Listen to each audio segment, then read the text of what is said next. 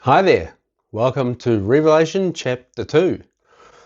My name is Richard, and we're going to jump into Revelation chapter 2 today. So, as with always, I just want to give you a bit of an introduction, a bit of a background to the chapters. So, chapters 2 and chapter 3 are the 7 letters to the 7 churches that Jesus dictates to John.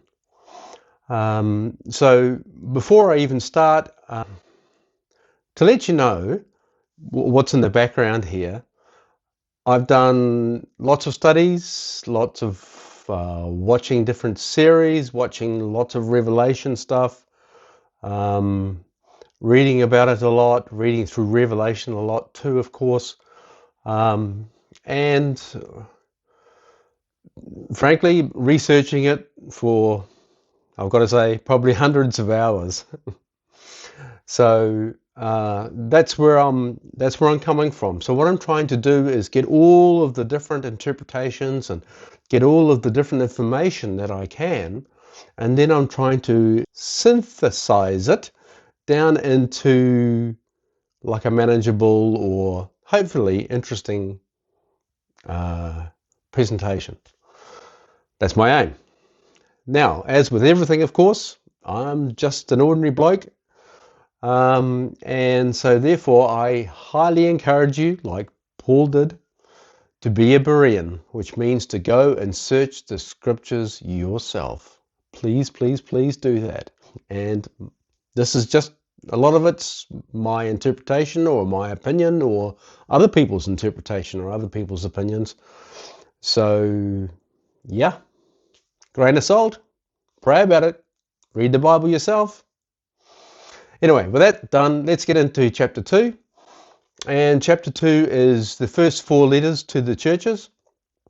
These letters were written to 7 churches in Asia Minor at the time, which is now modern day Turkey. I'll stick a map up here somewhere, hopefully, so we can see them all.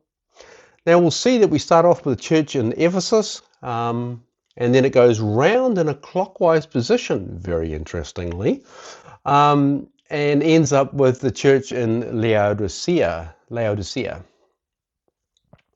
So these letters are 7 specific letters to each of those churches at the time. However, most people, particularly since, maybe the 1900s probably, because we didn't really have the hindsight until then, suddenly people, whenever they're looking at these letters, are thinking, hey, these seem to correspond to the different epochs or different periods of church history.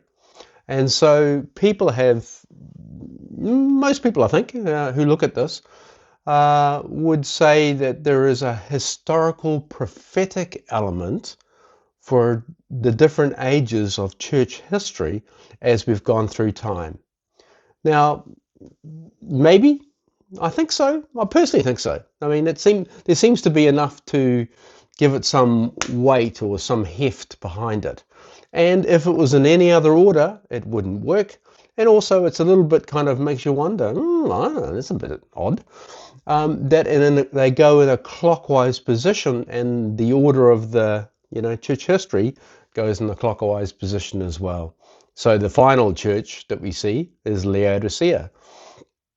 And that's probably the most prominent one these days. Anyway, so take it, see what you think about it, read it, the Bible yourself, see what you think. So all of the churches got these letters. And remember, there's 7 churches, and 7 is a number of perfection. It's God's number. So look, there was lots of churches, hundreds of churches, I'm sure, at this time, but it was specifically aimed for those 7 churches. Another very interesting thing in all of this is that all of the churches who got the letter were surprised. They were surprised at the letters. The ones who thought they were doing great, they were really not. The ones who thought they were doing really badly, they were doing really well. So, I mean, they're all a bit surprised at what the letter said and, the instructions that came with it. So, The letters are broken down into different components and different things that's said in the letters. They're addressed to the messenger or the angel of that church. So this could, I don't think it makes any difference necessarily, but this could be an angel that's in charge of the kind of church, perhaps. Or most people seem to think it's the address to the actual pastor or the messenger or the leader of that particular church. There's a statement about Jesus in the letter, and all those characteristics are linked to the church itself and the kind of character of the church. There's a statement addressing the condition of the church. There's a pronouncement regarding the condition of the church. There's an instruction from Jesus to the church. There's a general exhortation and a promised reward. So I'll just summarize that hopefully right here. The first church is, and we can see the map here again, Ephesus. Now, some things about Ephesus which are really fascinating is it is thought, I think the general consensus is that once John, who finished his exile on the island of Patmos, where he wrote this Revelation book, he was sent there by Domitian, Emperor Domitian. And Emperor Domitian died in AD 96. I think he got actually assassinated, I'm pretty sure. Anyway, after that, John was able to leave Patmos and he went to Ephesus and he became the leader of the Ephesian church. Interesting. So hopefully he implemented some of this stuff. Then maybe it didn't last long. Anyway, but also Timothy was one of the leaders of the church at Ephesus as well. And interestingly, remember on the cross, Jesus said to John, look after, this is now your mother, and Mary, this is now your son. So Mary also was in the church at Ephesus. And all of their tombs are there. Interesting? Yeah. Ephesus, the word itself means desirable. It was like a term of endearment. Interesting, given the message. There was also a huge temple to Diana there. If you recall that Paul himself spent 3 years in Ephesus, which is why he sent Timothy there as well. And if you recall, there was that massive drama over the temple of Diana, or Artemis as they called it. But it was truly huge. It was one of the 7 wonders of the ancient world. The city of Ephesus was called the Queen of Asia, and it was the main hub or the main center between Rome and all the eastern provinces. It was a major harbor at this time, but over the years it gradually eroded and got silted up, and nowadays it's well inland, though it's not the same place, not kind of the same size or the same, obviously, commerce. Right, so we'll just read through it. These things says he who holds the 7 stars in his right hand and who walks in the middle of the 7 golden lampstands. So what does that show us? That shows us that Jesus is both in our midst and that he also holds us in his hand. And that's a symbol that Jesus has authority. Verse 2. I know your works and your labor, your patience or your patient endurance, and that you cannot bear those who are evil. You have tested those who say they are apostles and are not, and have found them liars. And you have persevered and have patience and have labored for my name's sake and have not become weary. Okay, let's go back over those. I know your works or your labor, that's for Jesus himself. You can't bear those who are evil. In other words, those who are evil and they're within the church. People who say they're believers, who say they're Christians, but they're certainly not. And so they didn't tolerate having those people in the church. Of course, they're not talking about people who are evil or wicked in the world, because we're meant to tolerate them and reach out to them. And you have tested those who are apostles, and they are not, and found them liars. This was a big deal in those days because, as we shall see, this was at the start really of the growth of the church. This is at the very start of the church. So essential doctrines and doctrines of the faith were so important. And so therefore the Ephesian church was very strong on what the gospel was, very strong on the doctrines of the faith. And as Paul says in 2 Corinthians 11:13, for such men are false apostles, deceitful workmen, disguising themselves as apostles of Christ. So basically, Jesus is saying to the Ephesian church, you're testing in these people who come along and say, hey, I'm an apostle. You're testing them and you're finding the ones that are wrong and you're calling them out. You're not letting them be part of the church or to teach others. So you've persevered and have patience and labored. Then we get to verse 4. Nevertheless, I have this against you, that you have left your first love. And this is a major thing that Jesus has against the Ephesian church. They have left their first love, their priority. Now what's interesting is, if they've left it, this is actually a conscious decision. When you leave something, it's a conscious decision to leave it, to abandon your first love, which is the reason you were involved in the first place. You've forgotten about it and you've left it. You've left it and you're neglecting it. Most people seem to think that, of course, that the first love has got to be our love for God, our love for Jesus. But some people also say that this is John who's writing this, and so it may actually include love for each other, because John, that was something that was very important and that John emphasized. We can never underestimate love in making church what a church should be, both love for God and also love for each other. So the implication here is that they have left their first love, that they're doing all these things, they're staying strong, they're persevering, they're preaching good doctrine, they're making sure there's no false apostles, but they're being so busy for the King, they've forgotten to be intimate and to worship the King. They've forgotten their first love. Verse 5, remember therefore from where you have fallen, repent and do the first works, or else I will come to you quickly and remove your lampstand from its place, unless you repent.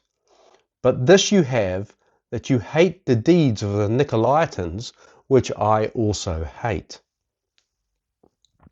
So he says twice, repent twice.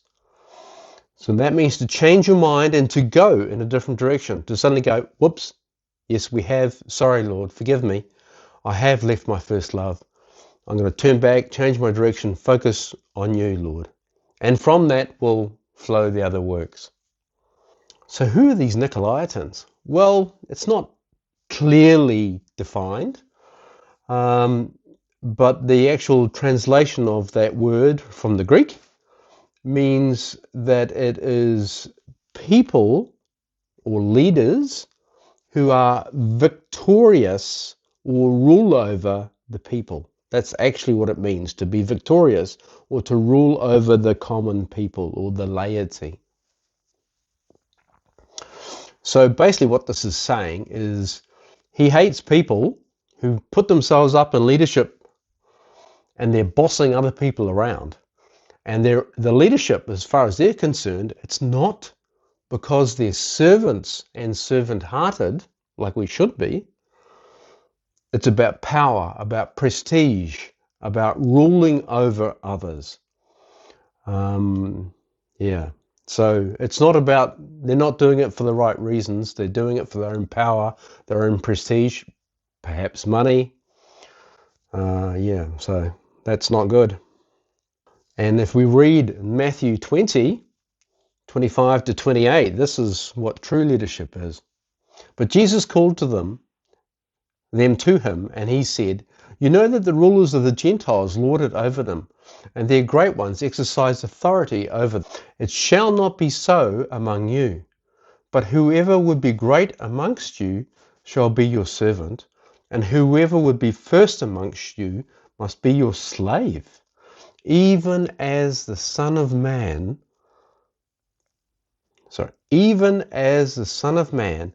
came not to be served, but to serve, and to give his life as a ransom for many."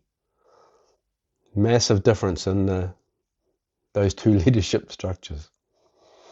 Then verse 7, "He who has an ear, let him hear what the Spirit says to the churches." Notice that's to churches. That's to plural churches. So not just to these 7, but to all the churches.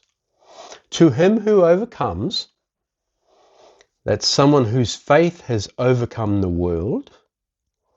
To him who overcomes, I will give to eat from the tree of life, which is in the midst of the paradise of God. Ephesus.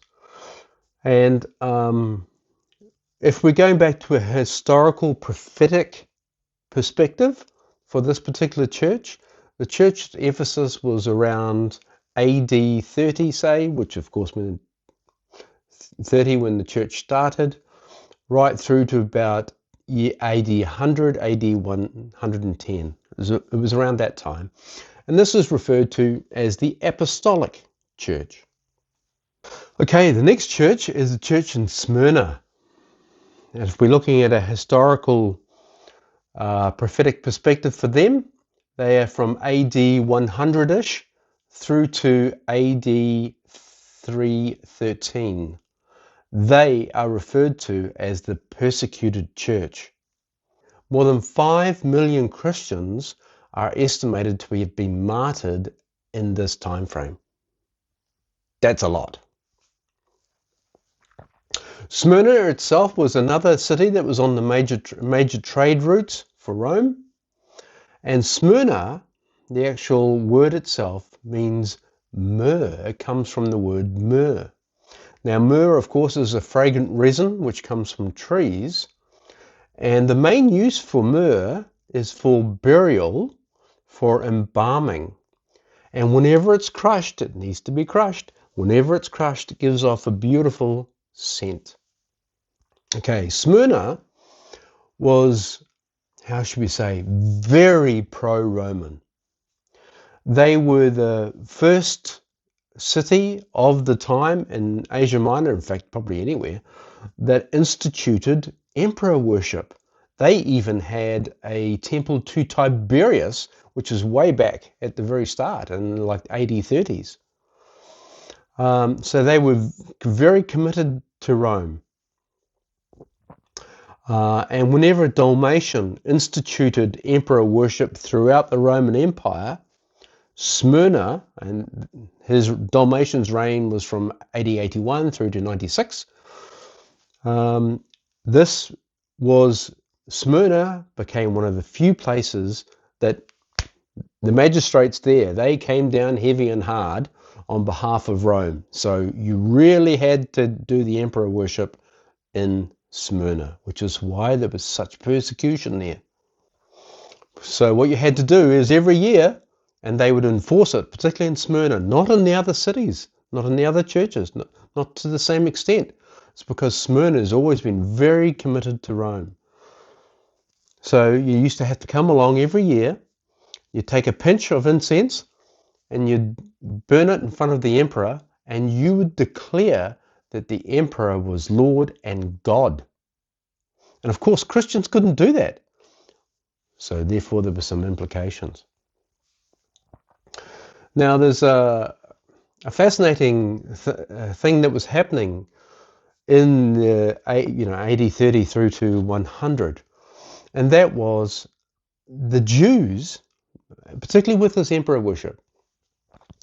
The Jews were the only group who were exempt from emperor worship because they'd kicked up so much fuss and trouble about being able to worship God. So they, strangely enough, they said, look, we're monotheistic. We're happy to work and live and do our thing, but we're not worshipping the emperor. And so for some reason, they were exempt. The Romans probably didn't really care that much.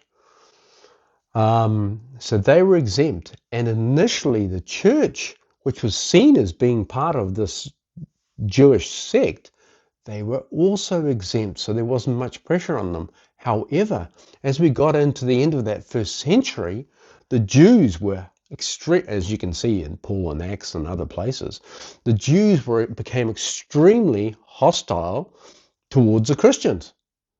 And so they made sure that the Romans knew, hey, they're not Jews. They're not part of us. Okay? They believe in something completely different. And so that's why there was more troubles for the Christians and why this period of persecution came upon the church. Because you see, as Christianity spread, more Gentiles were coming in, and it was less the Jews, it was more Gentiles. So let's get into it. And to the angel of the church at Smyrna write, these things says the first and the last, who was dead and come to life.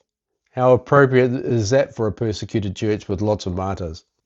I know your works, your tribulation and poverty, but you are rich.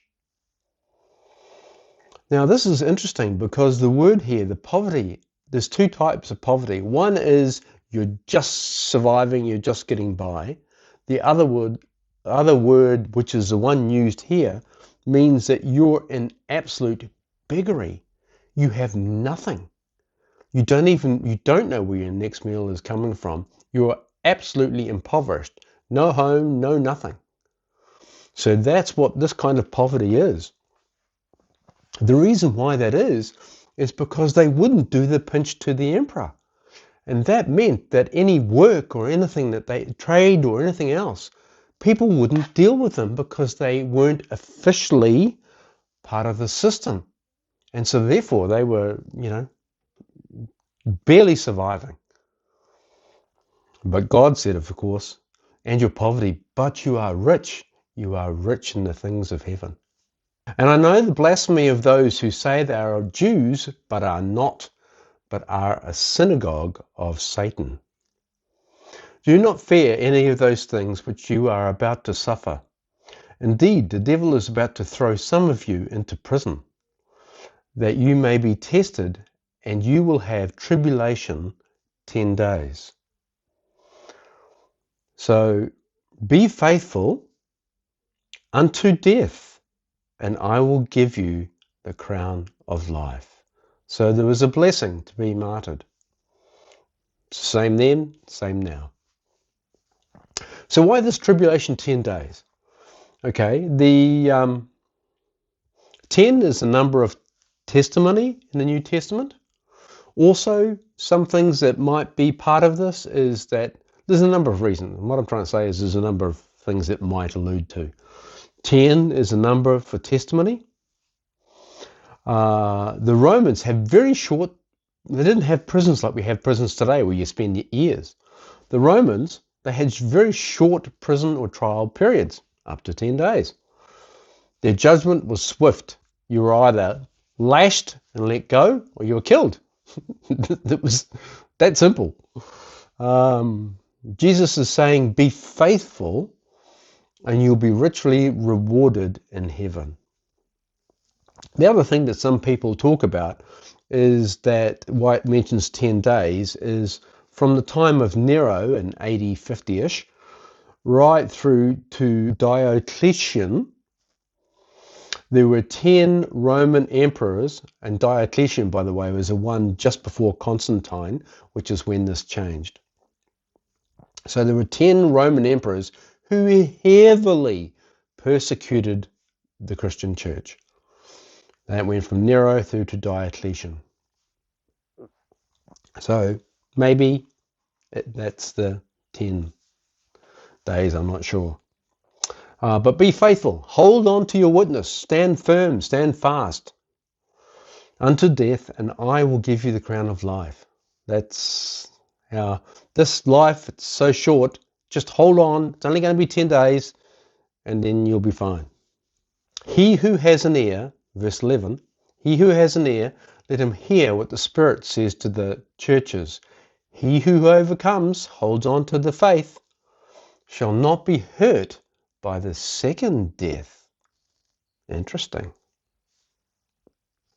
Okay, so this period, as I think I mentioned earlier on, this is the church at Smyrna is considered the persecuted church, and this goes from AD 100 roughly through to AD 313 or 313. And the reason it stops then is because that's when Constantine comes. And when Constantine comes, he supposedly sees a vision of a cross in the sky, and it says, by this conquer. And so he commits himself to becoming a Christian. And then at that time, in 313, he says it's no longer punishable, there's no longer emperor worship, and it's no longer punishable by death if people want to be Christians. Whereas up until then, it was punishable by death. And then in AD 324, he actually puts out an edict which says that Rome is now a Christian, that we are now a Christian. So if you're a Roman citizen, you're now a Christian. So he does that in AD 324. But he stopped all the persecution, basically. And there were all these favorable things about being Christian, as we'll see in the next church.